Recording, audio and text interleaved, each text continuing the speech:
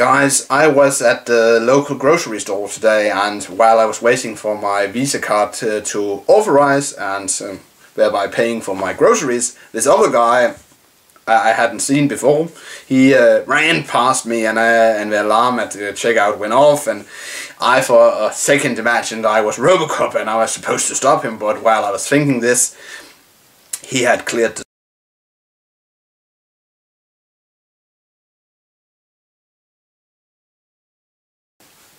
Hello and welcome to another episode of the Euroman movie report. This week I'm going to talk about the long-awaited remake of Robocop. And before you watch this review, I know as of today the Robocop remake hasn't been released in America yet, so if you don't like spoilers then you shouldn't watch this video. But anyway, Robocop 2014 edition. It takes place in 2028. And gone is the grotesque Verhoeven futuristic vision with "I'll buy that for $1" guy, and now we have a vision of a future which doesn't look very much different from what the world and the United States looks today, except in this future we have tablets with transparent screens and electric cars, electric motorcycles, and of course there's this fact that the drones that the United States military are using has become very advanced. For once they're using this revamped version of the ED-209 from the 1987 movie, and I can tell you guys, this ED-209, unlike the original ED-209, it works, and it works perfectly. And these drones, these ED-209 drones are accompanied by these EM-208 Terminator style drones, and we see them in one of the first scenes in the movie in a media report from Iran, where they are on patrol, and they work perfectly, and that's the whole element of the movie, that the drones, they work perfectly, but the humans, they don't, basically. And regarding this report, where we are introduced to this Robocop's version of Media Break. It's called the Novak Element, and it's hosted by Samuel Jackson. And Samuel Jackson does this part superbly, in my opinion. He's like if you take Glenn Beck and Rush Limbaugh and combine them into one person, and it really shows how the media, the whole influence on politics, and how they can sway an opinion and stuff like that. And we know that from our time as well, that stuff like that happens. But anyway, then the producers of these drones, Omnicorp, and it's this company, and they want to use these drones to sell them to law enforcement to be used on American soil, but there's some law called the Dreyfus Act which prohibits the use of armed drones on American soil, and this is bad for Omnicorp and their CEO Raymond Sellers, and he's played by Michael Keaton, and he does a superb job. He really carries the movie, in my opinion, together with Samuel Jackson. And they come up with his team at Omnicorp. They come up with this solution to.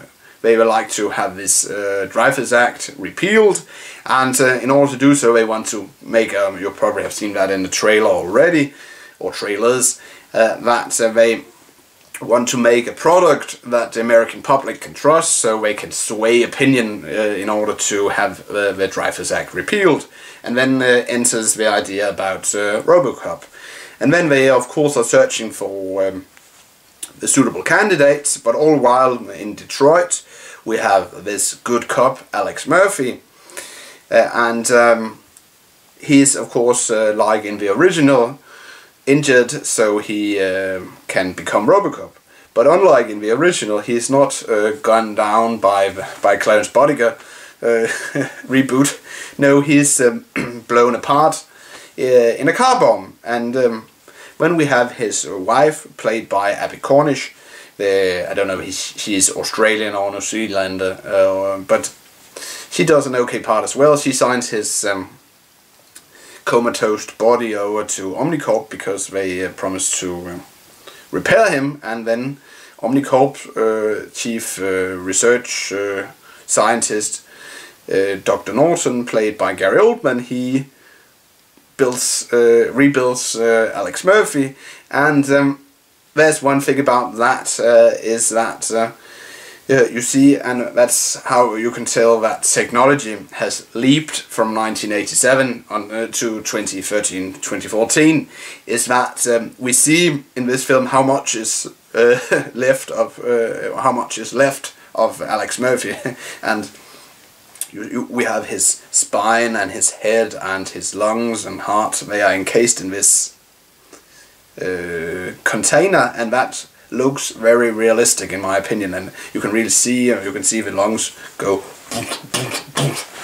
and that looks very good in my opinion. But a fun fact is that you see in the movie that Robocop, he is in fact made in China, and that's a bit a nudge to how much of American and in general world products are which are made in China even today. And then of course we follow Alex Murphy's Joel Kinnaman, who does an okay job. He's a bit wooden in the beginning, but you get used to his acting. He's of course Joel Kinnaman. He's of course known from The Killing and some other movies. He had a short role in the failed sci-fi flick, you know, The Darkest Hour, the movie which takes place in Moscow about these teens caught in the middle of an alien invasion.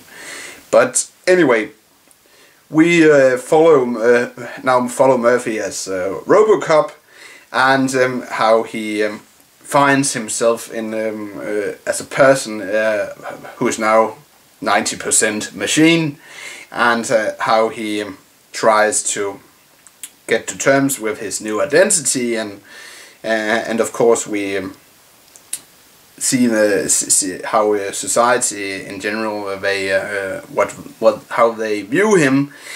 And this Robocop, I must say, it doesn't have all the gore and the blood because of course it's PG-13, but it's a good film. There are some weak story elements, and I'm not gonna divulge all of them, but it somewhat turns out that the gangster who was to blame for the car bomb under Murphy's car, he's somewhat associated with the leader of Omnicorp. And in some way that makes it so that Omnicorp itself was to blame for Murphy's car bomb, and then of course in some ways ties the story together. But it doesn't really tie it together, because unlike in the original Robocop, Raymond Sellers, he's just like a Steve Jobs who would like to see the stock of Omnicorp rise, but he isn't a Dick Jones, if you understand what I'm trying to tell you. But and that makes the whole story somewhat weak, but it's okay. It's a good film, and with great special effects. I would say awesome special effects in my opinion.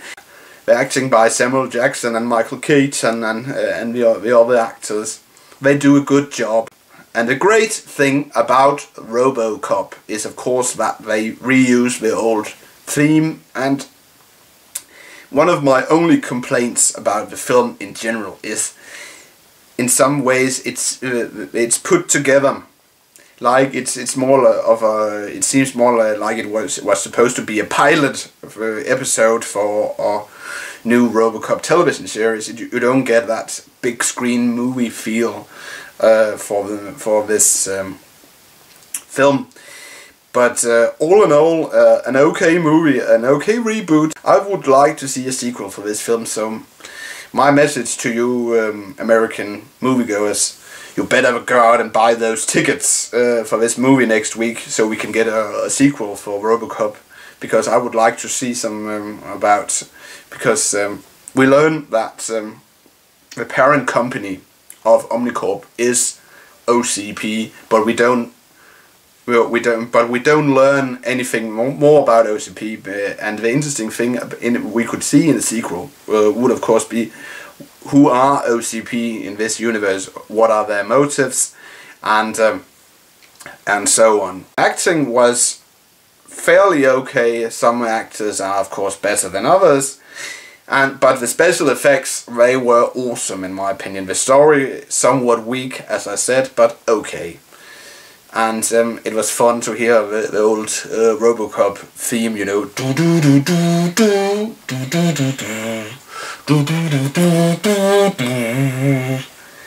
And so if I'm gonna rate it, I would say 3 out of 5 Coca-Cola bottles. That's it, Euroman of Euroman's Movie Report, signing off, and I'll see you in the next movie review. And of course, this review wouldn't not be complete without my own rendition of Fly Me to the Moon.